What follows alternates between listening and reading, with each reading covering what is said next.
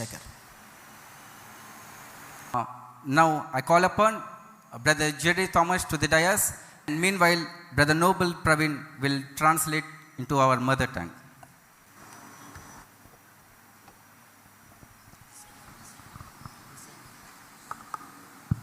Praise the Lord.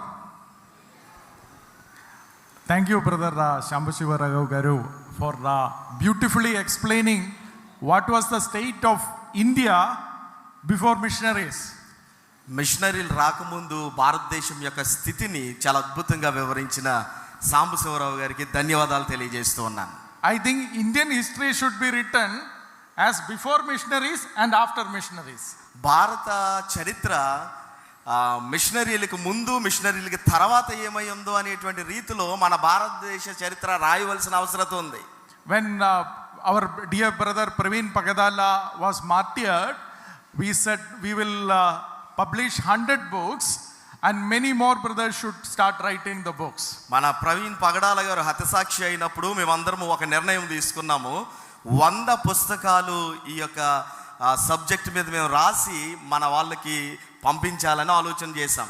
And our brother Noble has agreed, pastor has agreed to write one book, and I request other brothers also to think about, brothers and sisters to think about writing books in medical field, in economics, from all the fields, how the Bible has changed the world. Brother Noble గారు కూడా ఒక పుస్తకం రాయడానికి ఆయన ఒప్పుకున్నారు. మిగిలినటువంటి ఎండాలజీ brothers అందరూ కూడా మీరు కూడా కొన్ని పుస్తకాలు రాసి ఎకనామిక్స్లో లేకపోతే లిటరేచర్లో కల్చర్లో వీటన్నిటిలో కూడా మీరు రాసి అనేక మందికి మన సంస్కృతిని లేకపోతే మన యొక్క భావజాలాన్ని తెలియచేయాలి. So we will quickly go into the second part, second question. మనము తర్వాత నేను చెప్పబోయేటువంటి రెండో భాగంలోనికి నేను త్వరగా మిమ్మల్ని నేను తీసుకుని వెళ్తాను. In the first session I asked one question. మొదటి సెషన్లో మిమ్మల్ని ఒక ప్రశ్న నేను అడిగాను. Why did Malas and Madigas of Telugu land were poor? ఆ మాలా మాదిగ వారు ఈ తెలుగు నేల మీద ఎందుకు వారు అభాగ్యులుగా లేకపోతే పేదవారిగా మిగిలిపోయారని. And we saw the answer. మనం దానికి సమాధానాన్ని కూడా చూసాం. Now we are asking the second question. ఇప్పుడు రెండో ప్రశ్న ఏంటంటే, and we will very quickly look at the answers and we will close on time itself. సమాధానాలను మనం చాలా త్వరితంగా మనం వాటిని జ్ఞాపకం చేసుకుంటూ సమయానికే మనం ముగించుకోబోతూ ఉన్నాం. So my second question is, why did India miss the printing revolution for centuries? భారతదేశము ముద్రణ యంత్రానికి సంబంధించినటువంటి ఆ విషయాలని ఇన్ని సంవత్సరాలుగా ఎందుకు ఆలోచన చేయకుండా కోల్పోయింది? Let me give you an example. ఒక ఉదాహరణ చెప్పనివ్వండి. Electricity was invented, electricity bulb was invented in somewhere around in 1880, 1870, 1880. విద్యుత్ అనేటువంటిది 1800 ఆ ప్రాంతంలో దానిని కనుగొనడం అనేటువంటిది జరిగింది. So now it is 150 years after the bulb was invented. అంటే మనకు వచ్చినటువంటి ఈ బల్బు కనిపెట్టిన తర్వాత ఇంచుమించు 150 సంవత్సరాలు అయ్యింది. If you did not have bulb right now in Andhra Pradesh, in Telugu land, what would you say?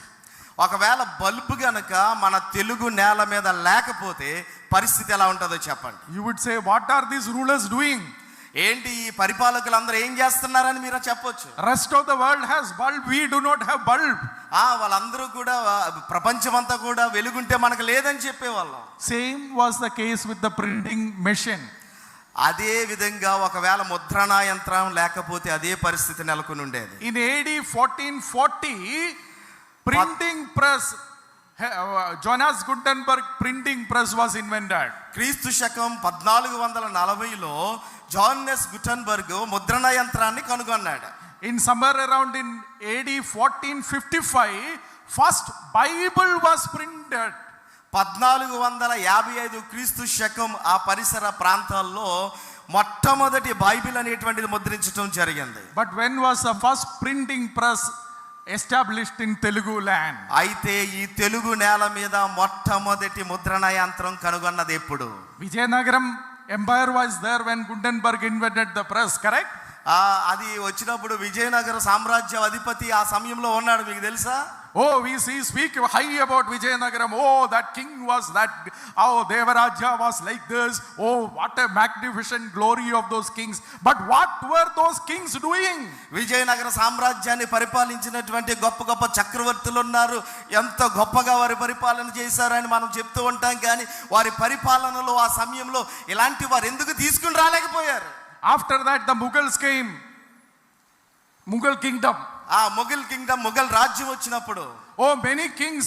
It took missionaries to bring printing press to Telugu land in 1840. ఈ రాజులందరూ పరిపాలన చేసినప్పటికీ కూడా మిషనరీలు మాత్రమే 1440 తర్వాత 80 తర్వాత మనకు ముద్రణా యంత్రాలను తీసుకుని వచ్చారు. First book to be printed, that was not in Telugu, that was not in the printing press was not here, but the first Telugu book was printed in 1812, and that was the New Testament. మొట్టమొదటి తెలుగు పుస్తకము 1812వ సంవత్సరంలో ముద్రించబడింది. అది తెలుగు నేల మీద ముద్రించబడలేదు, కానీ అది మొట్టమొదటిగా ముద్రించబడినటువంటి పుస్తకం ఏంటి అని అంటే మన నూతన నిబంధన గ్రంథం ముద్రించబడింది. Oh, my brothers and sisters, when you carry the Telugu Bible, remember that this is the first book to be printed in Telugu, not the Ramayana, not the Quran, not any other book, but the Bible was the first book to be printed in Telugu. మీరు తెలుగు ఈ నూతన నిబంధన గ్రంథాన్ని మీ చేత పట్టుకుని మీరు తిరుగుతూ ఉన్నప్పుడు మీరు ఆలోచన చేయాల్సినటువంటి మాట ఏమిటి అని అంటే మొట్టమొదటిగా ముద్రించబడినటువంటి పుస్తకాన్ని మీరు పట్టుకుని తిరుగుతూ ఉన్నారు. రామాయణ కాదు, మహాభారత కాదు, హిందూ గ్రంథాలు ముద్రించబడలేదు, కానీ పరిశుద్ధ గ్రంథం ముద్రించబడింది మొట్టమొదటిగా తెలుగులో. In 1818, you can see in the screen, this is the New Testament that was printed in Telugu, all for the glory of God. It was the missionaries who introduced the printing press in the Telugu land, not the kings, not the empires, but the missionaries. మొట్టమొదటిగా 1818లో మీరు చూస్తూ ఉన్నారు, ఆ Telugu Bible నమూనా ముద్రించబడింది. ముద్రించబడినటువంటిది ఏది కూడా ఈ భారతదేశంలో ఉన్నటువంటి ఇతిహాసాలు కానీ గ్రంథాలు కానీ ఏవి కూడా ముద్రించబడలేదు, కానీ మిషనరీలు తీసుకువచ్చినటువంటి పరిశుద్ధ గ్రంథము మాత్రమే తెలుగులో ముద్రించబడింది. But the question is, why did not the Hindu kings, the Muslim kings, bring the printing press? ప్రశ్న ఏంటి అని అంటే ఈ హిందూ చక్రవర్తులు, రాజులు, ఈ ముస్లిం రాజులు ఈ యొక్క ముద్రణ యంత్రాన్ని ఎందుకు వారు మన తెలుగు నేల మీదగా తీసుకుని రాలేకపోయారు? They had trading relations. వారితో సంబంధాలు బాగానే ఉన్నాయి. Vijayanagaram kingdom imported horses for wars. Vijayanagara సామ్రాజ్యం వారు విదేశాల నుండి వారు దిగుమతి చేసుకున్నటువంటి వస్తువులు కూడా ఉన్నాయి. Oh, they imported literally hundreds and thousands of horses from Europe.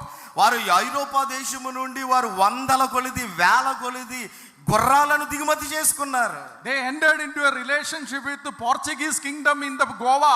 అంత మాత్రమే కాదు, పోర్చుగీస్ కింగ్డమ్ నుండి గోవాకి వారు సంబంధాలను ఏర్పాటు చేసుకున్నారు. But for the people of Andhra, people of the Telugu land, did they not think about the printing press? కానీ ఈ చక్రవర్తులు, ఈ రాజులు తెలుగు నేల మీద పుట్టినటువంటి తెలుగు వారి కోసం ఏమాత్రము కూడా వారు ఆలోచన చేయలేదు. Because they did not have the intention to educate people.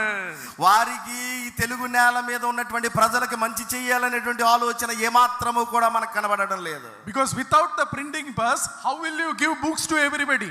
ఒకవేళ ముద్రణ యంత్రం కనుక మనకు లేకపోతే ఇతరులకు మనం పుస్తకాలు ముద్రించి మనం ఎలా ఇవ్వగలుగుతాం? How many books can a scribe copy? నేను ఎన్ని పుస్తకాలను నేను చదవగలుగుతాను ఒకవేళ ముద్రణ యంత్రం లేకపోతే? It is the printing press that gave access to the masses to the literature. కాబట్టి ఈ సాహిత్య రంగాన్ని మనము అవపోసన పట్టడానికి, చదవడానికి మనకి అవకాశం ఇచ్చింది ఏది అని అంటే మిషనరీలు తీసుకువచ్చినటువంటి ముద్రణా యంత్రం. My brothers and sisters, that is what the Bible is. నా ప్రియ సహోదరి సహోదరులారా, బైబిల్ మన కొరకు చేసినటువంటి గొప్ప, తీసుకువచ్చినటువంటి గొప్ప సహాయం ఇది. There is another reason also. మరొక కారణం కూడా ఉంది. They think everything is written in the Vedas. మరంటారు చాలా అన్ని విషయాలు వేదాల్లోనే రాసేశారు అన్నట్టుగా చెబుతారు. But our Bible doesn't say like that. కానీ మన పరిశుద్ధ గ్రంథం ఆ విధంగా చెప్పట్లేదండి. In Daniel chapter 12 verse 4, what do we read? దానియేలు గ్రంథము 12వ అధ్యాయము 4వ వచనంలో ఏముంది అక్కడ? Oh, in the last days knowledge shall increase.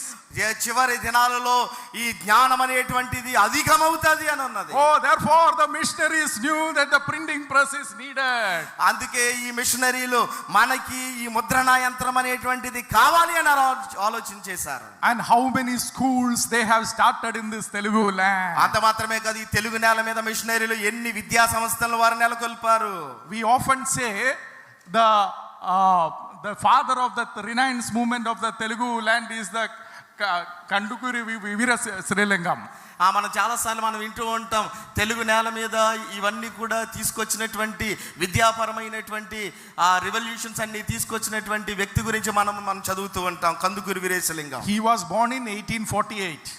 ఆయన 1848లో వారు జన్మించారు. He started first school in 1874. Kandukuri Veeresalingam గారే 1874లో మొట్టమొదటి విద్యా సంస్థను వారు స్థాపించారు. But before that, కానీ దానికి ముందే in 1871, 1871లో how many schools the missionaries started in Andhra alone, not considering the Telangana region.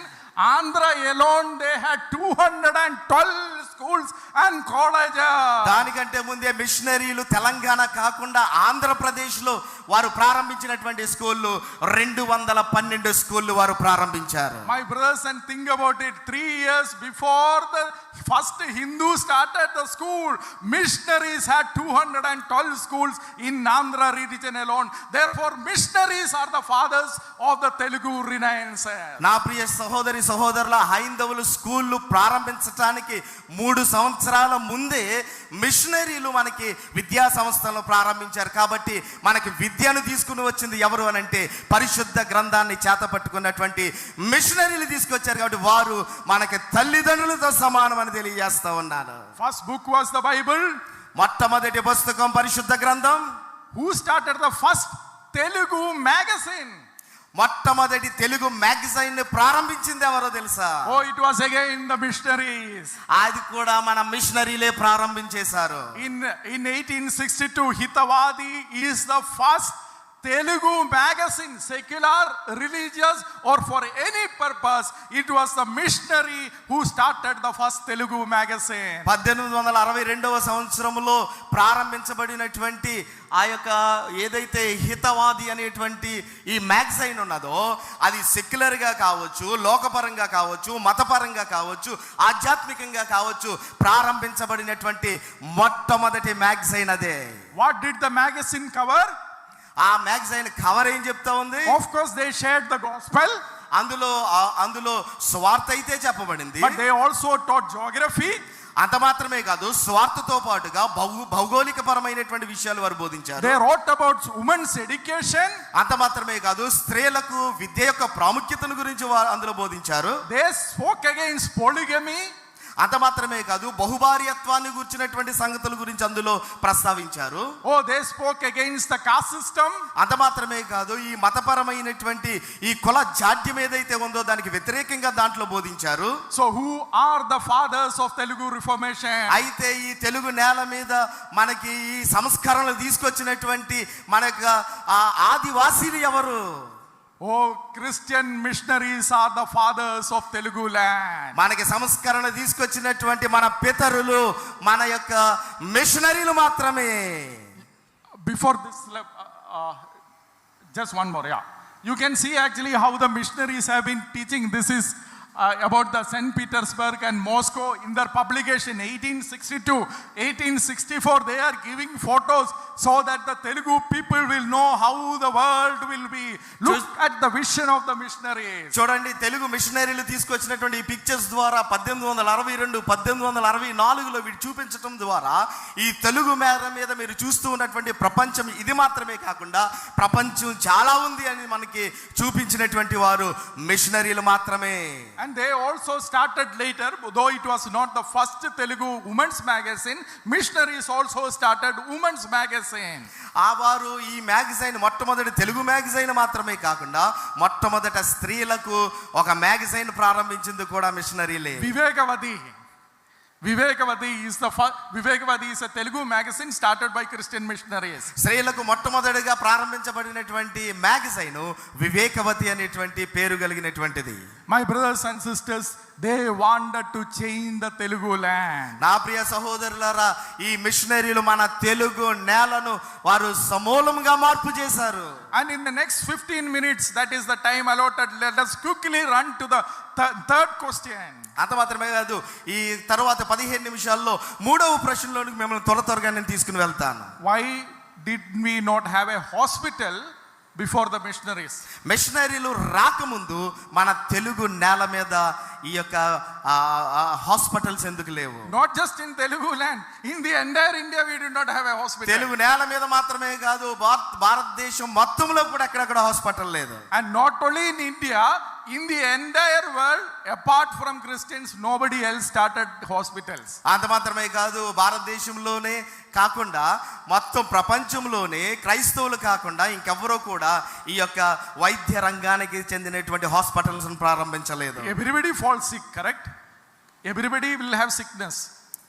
అందరికీ రోగం వస్తుంది, అందరికీ మనకి అస్వస్థత కలుగుతుంది. And every region, every country has its own medicines also.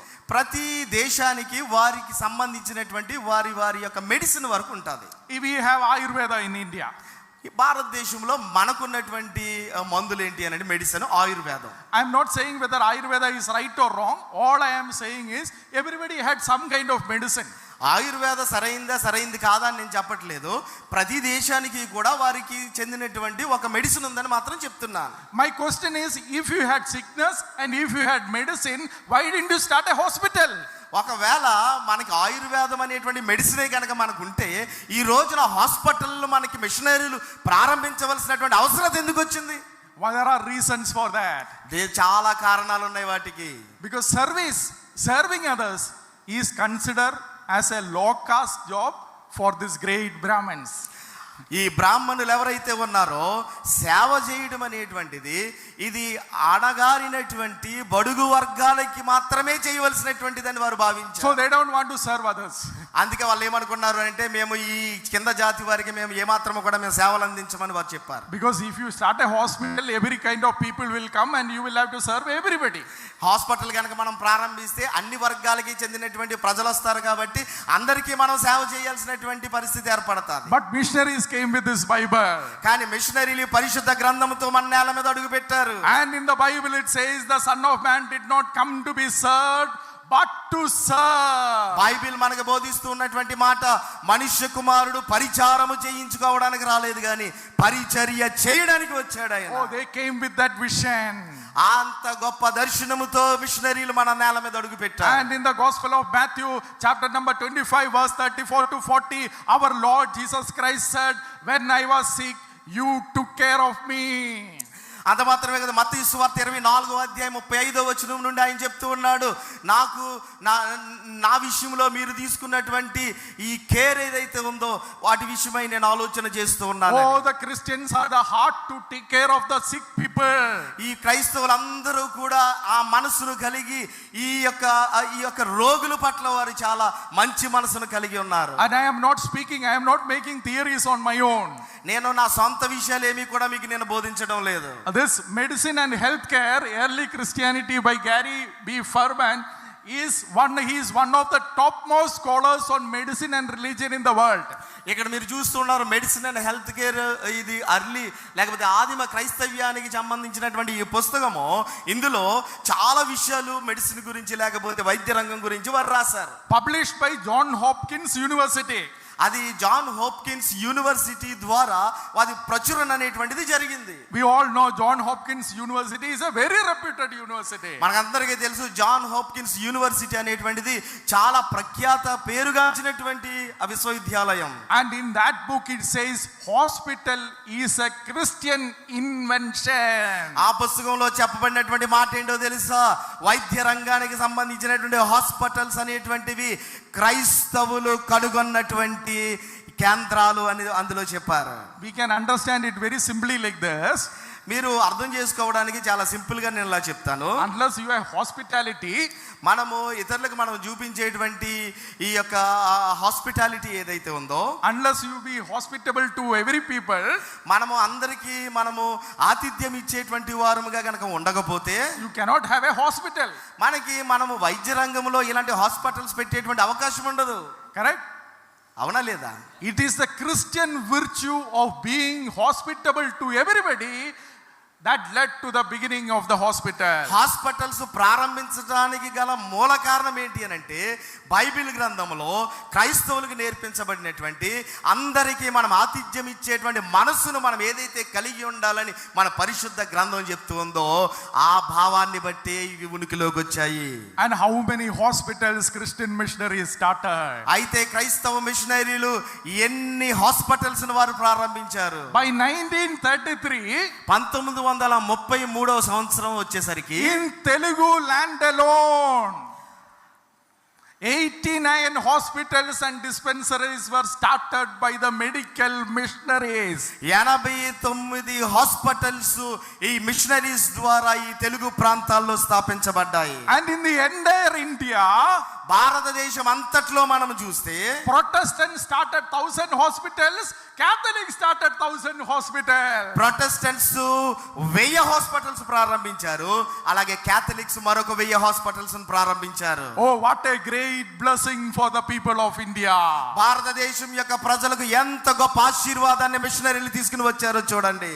Because the Son of Man came to serve and not to be served. దానికి కారణం ఏంటి అని అంటే, మనుష్య కుమారుడు పరిచర్య చేయడానికి వచ్చాడు కానీ పరిచారం చేయించుకోవడానికి రాలేదు. Oh, the last one, whomever the least one who is sick, if you have taken care of him, you have taken care of Christ himself, said our beloved Lord and Savior Jesus మీరు Christ. అల్పులైనటువంటి వీరిలో ఒకని ఎడల మీరు గనక మీరు మంచి హృదయాన్ని కలిగి ఉంటే మీరు నాకు మంచి చేసినట్లే అన్నట్లుగా ప్రభు మనకు బోధించాడు. We don't have time to go through all the hospital medical mission history, but at least let me give you one example so that you will know how much they had to suffer. స్థాపించబడినటువంటి అన్ని hospital గురించి మనం ఇప్పుడు తెలుసుకోలేం, కానీ మీకు ఒక నేను ఉదాహరణ ఇవ్వడానికి నేను సిద్ధంగా ఉన్నాను. We all know Dr. Anna Kugler. మనకందరికీ తెలుసు అన్నా కుగ్లెర్ అనేటువంటి ఆమె మనకందరికీ బాగా తెలుసు. She was one of the first physicians in the US itself. America దేశంలోనే మొట్టమొదటి ఆమె డాక్టర్. ఆమె among the first woman physicians. She was even top there. స్త్రీలలో వైద్యం అందించేటువంటి వారిలో ఆ సమయానికి ఆమె అత్యుత్తమైనటువంటి స్త్రీ. ఆమె had she stayed in US, she had a very bright future. ఒకవేళ ఆమె అమెరికా దేశంలోనే కనుక ఆమె నివాసం చేసి ఉంటే ఆమెకి గొప్ప భవిష్యత్తు ఉండేది. Oh, she would have been a big rich woman, famous woman. అంత మాత్రమే కాదు, ఆమె చాలా ధనాన్ని సంపాదించుండేది, చాలా పాపులారిటీని సంపాదించుండేది. But her heart said, go and serve the Telugu people. కానీ తన హృదయం తనకి ఏం బోధించింది అని అంటే, నీవు తెలుగు ప్రజల మధ్యకి వెళ్ళి నువ్వు సేవ చేయాలని చెప్పింది. Oh, and that saint lady, that God's woman came to this land. ఆ యొక్క స్త్రీ అక్కడి నుండి ప్రయాణమై మన తెలుగు నేల మీద అడుగు పెట్టింది. And when she came here, how did they treat her? ఆమె ఇక్కడికి ప్రయాణం చేసి ఇక్కడికి వచ్చినప్పుడు ఆమెను మన వాళ్ళు ఎలాగో ఆమెను ట్రీట్ చేశారు. Or if she goes to the home of an upper caste person to give them medicine, they think they have become abominable, they have become unclean. ఆమె ఈ అగ్రకులంలో ఉన్నటువంటి వారికి వైద్యం అందించడానికి వెళితే వారు ఈమెతో చెప్పినటువంటి మాట ఏంటి అని అంటే, నీ వచ్చి మాకు వైద్యం అందిస్తే మేము కూడా అంటరాని వాళ్ళం అయిపోతామని చెప్పారు. Think about it. A woman came from US to serve you, and she is coming to your home to give you medicine, and you still have the audacity to say that you became unclean with her touch. ఒక స్త్రీ అంత దూరం నుంచి ప్రయాణమై ఇక్కడికి వచ్చి నీకున్నటువంటి రోగాన్ని పోగొట్టడానికి నీకు సహాయం చేస్తూ ఉంటే నువ్వు చెప్పినటువంటి మన వాళ్ళు చెప్పినటువంటి మాట ఏంటి అని అంటే, మనము కూడా అంటరాని వాళ్ళం అయిపోతామని చెప్తూ ఉన్నారు. ఇది న్యాయమా?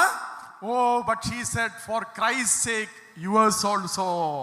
ఆమె అలాంటి పరిస్థితుల్లో ఉన్నా కూడా ఆమె క్రీస్తు కొరకు నిలబడింది. ఈరోజు మీరు కూడా నిలబడాలి.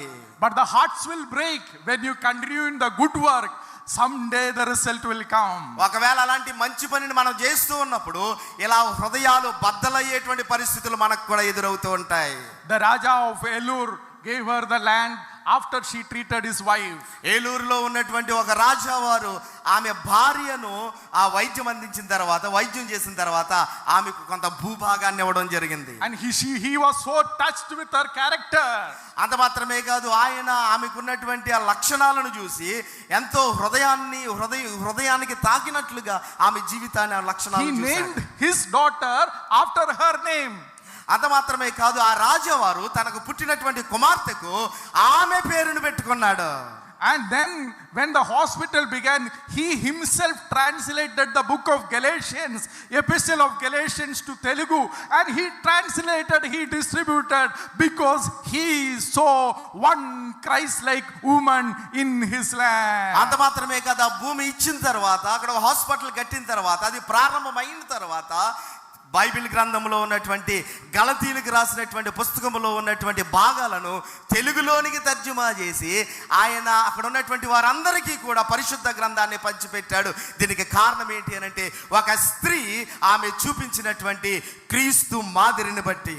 All the brothers and sisters who are sitting here, ఈరోజు ఇక్కడ కూర్చుని మాటలు వింటూ ఉన్నటువంటి సహోదరులందరికీ చెబుతూ ఉన్నాను, oh, this great mission has been passed on to each of us. మనకివ్వబడినటువంటి ఈ గొప్ప పని, అప్పగింపబడినటువంటి పని ఏదైతే ఉందో, ఇది మనం ఇతరులకు మనం అప్పగించాలి.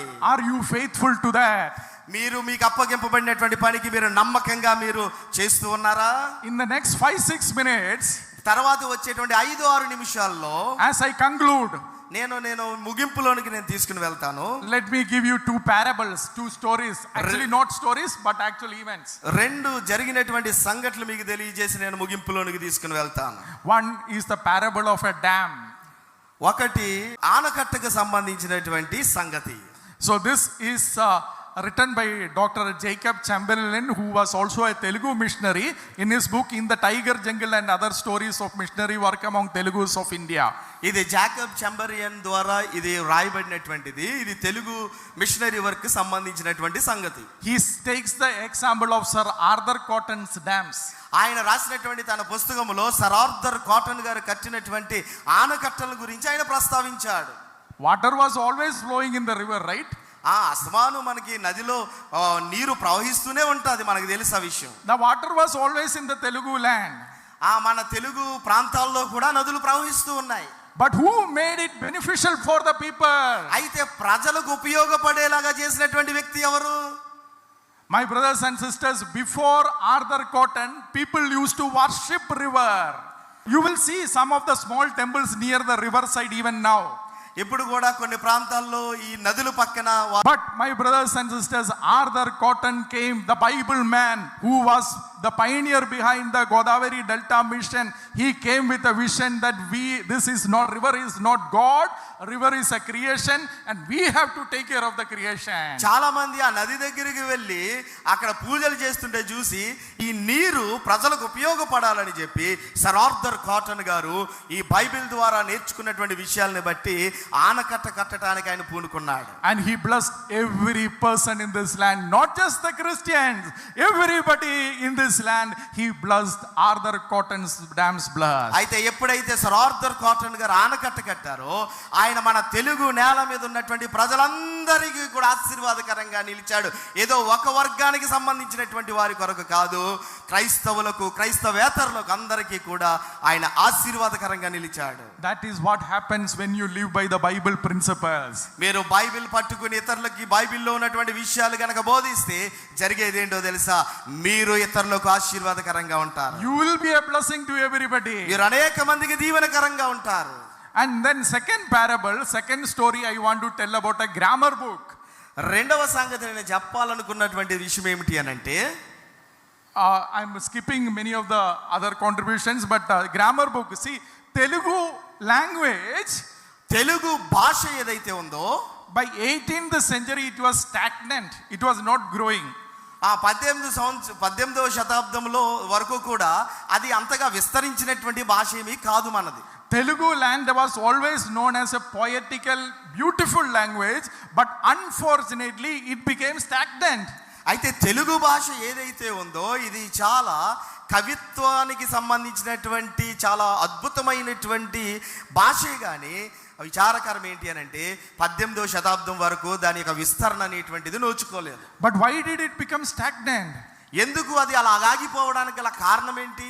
Because the grammar book was earlier written, like Adi Kavi, Nana Bhatarka and all who has written the grammar book before. అయితే అప్పటికే 18వ శతాబ్దానికి ముందే కొంతమంది ఈ యొక్క వ్యాకరణానికి సంబంధించినటువంటి పుస్తకాలు రాశారు. ఎలాంటి వారు అంటే ఆది కవి నన్నయ్య లాంటి వారు. What they were doing is they were just applying Sanskrit grammar laws into Telugu grammar. వాళ్ళు ఏం చేశారు అంటే సంస్కృత వ్యాకరణాన్ని కేవలం తెలుగు వ్యాకరణంగా చెప్పేవారు. How can it be useful? అది ఎలా మనకు ఉపయోగపడుతుంది చెప్పండి? If we start implementing English grammar to Telugu, how it will sound? ఒకవేళ ఇంగ్లీష్ వ్యాకరణం మనం తెలుగులోనికి మనం ఉపయోగించే ప్రయత్నం చేసాం అనుకోండి, అది మనకి ఎలా వినపడుతుంది, ఎలా ఉపయోగపడుతుంది చెప్పండి?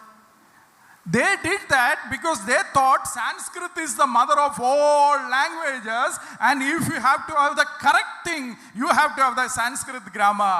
అలా వారు చేయడానికి గల కారణం ఏంటి అని అంటే సంస్కృత భాష ఏదైతే ఉందో సంస్కృత భాష మిగిలిన భాషలన్నిటికీ కూడా అది మూలమైనటువంటి భాషగా వారు భావించారు. But C.P. Brown, another Christian and the son of a missionary couple, అయితే మరొక వ్యక్తి సిపి బ్రౌన్ అనేటువంటి మిషనరీ ఒక దేవుని సేవకుని యొక్క కుమారుడు మన తెలుగు నేల మీదకి వచ్చి, C.P. Brown himself was a government official, not a full-time missionary, but he was the son of missionaries. అయితే ఆయన ఒక జర్మన్ అఫీషియల్, అయితే ఆయన ఒక మిషనరీ యొక్క కుమారుడు. Language, and he said no, it should not be like this. Telugu should have Telugu grammar.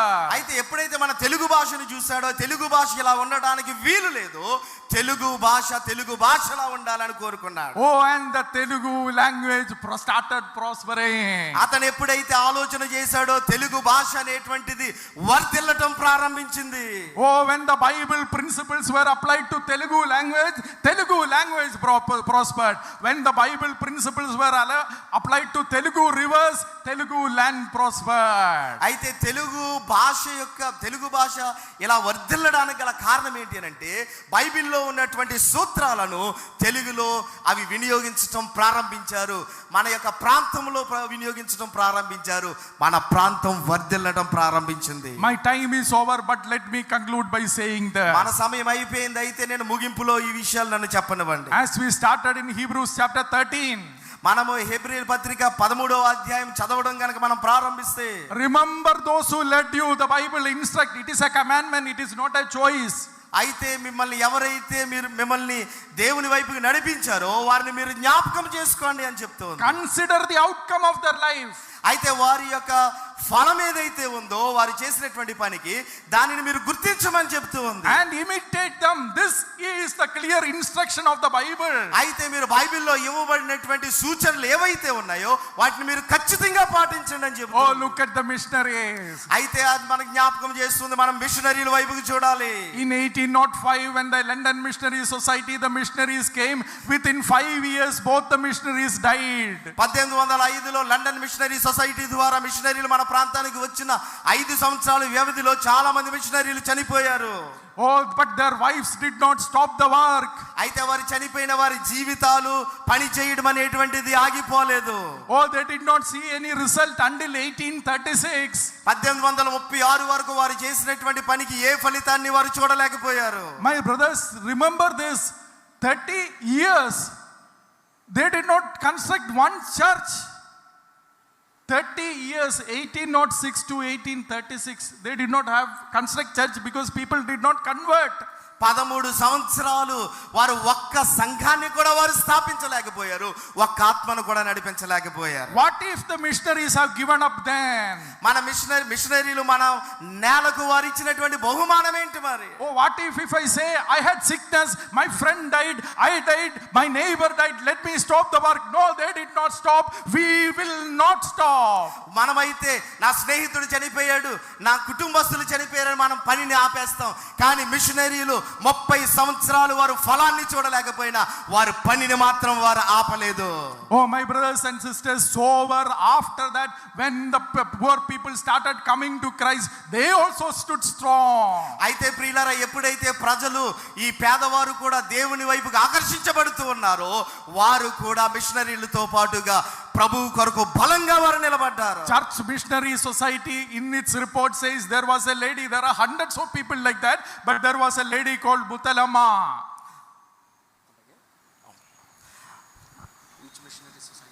Church CMS Missionary.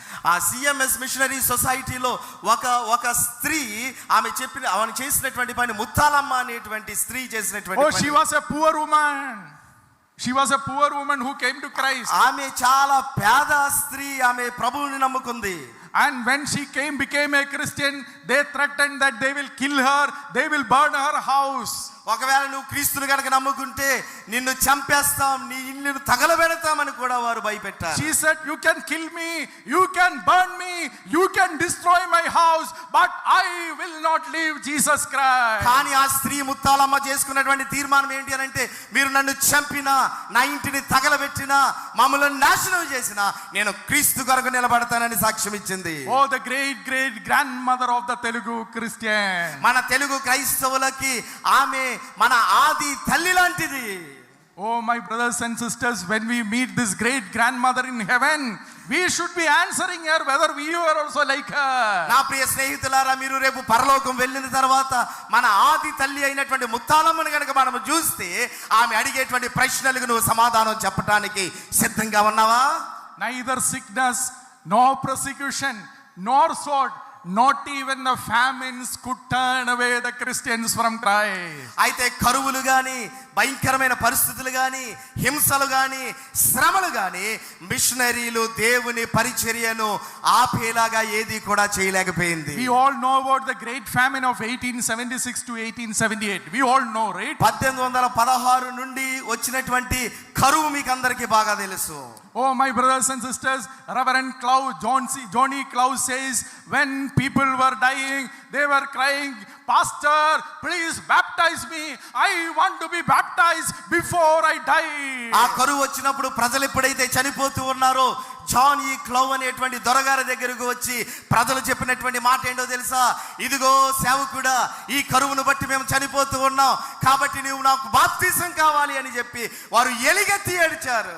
Oh, neither famine nor poverty could take them away from our Lord Jesus Christ. వారికి ఉన్నటువంటి పేదరికము గాని, శ్రమలు గాని వారు యేసు ప్రభు నుండి తొలగిపోయేలాగా చేయలేకపోయినాయి. Oh, what a great history of Telugu Christian. Telugu నేల మీద ఉన్నటువంటి ఈ చరిత్ర ఎంత గొప్పదో చూడండి. Oh, that mantle has been passed on to the Telugu Christians who are here right now. ఇక్కడ ఉన్నటువంటి తెలుగు క్రైస్తవులందరికీ కూడా ఆయన మూల పురుషుడిగా మనం చూడవచ్చు. If we are truly the great grandsons and granddaughters of these great grandmothers and great fathers, come what may, our declaration is that we will continue the work of our Lord Jesus Christ. నిజంగా మన పూర్వీకులైనటువంటి ఈ క్రైస్తవులు ఎవరైతే ఉన్నారో వారికి సంబంధించినటువంటి లెగసీని కనుక మనం తీసుకుని వెళ్తూ ఉంటే మీరందరూ కూడా అటువంటి గొప్ప ఆ యొక్క జీల్ని మనం కలిగి మనం ముందుకు కొనసాగాలి. Because we know there is no other way to bless the Telugu land other than the principles of Holy Bible. వారికి తెలుసు తెలుగు నేలను ఆశీర్వదించాలి అని అంటే పరిశుద్ధ గ్రంథము తప్ప మరొక మార్గము లేదని మిషనరీలకు తెలుసు. చాలా ఓపికతో విన్నందుకు మీకు అందరికీ ధన్యవాదాలు తెలియజేస్తూ ఉన్నాను. దేవుడు మిమ్మల్ని దీవించును గాక. And most of the things that are covered in our books that are going to be released, most of the materials are also there. This is one of the example. ఇప్పుడు నేను ఏ విషయాలైతే మీకు బోధించానో అవన్నీ కూడా ఇప్పుడు మనం రిలీజ్ చేయబోతూ ఉన్నటువంటి పుస్తకాల్లో ఈ సంగతులన్నిటినీ కూడా మీరు చదవచ్చు, మీరు చూడొచ్చు. May the Lord bless you all. వీళ్ళందరినీ కూడా దేవుడు మిమ్మల్ని దీవించును గాక.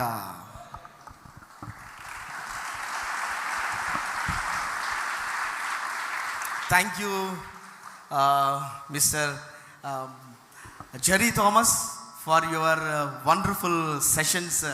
We were truly blessed through your information and with your presentation. We really blessed to have you today in this Indology program. Thanks a lot. May God bless all your works, what you are doing for the Christian community, not only in the Andhra Pradesh, but also all over India, across the India. Thanks a lot.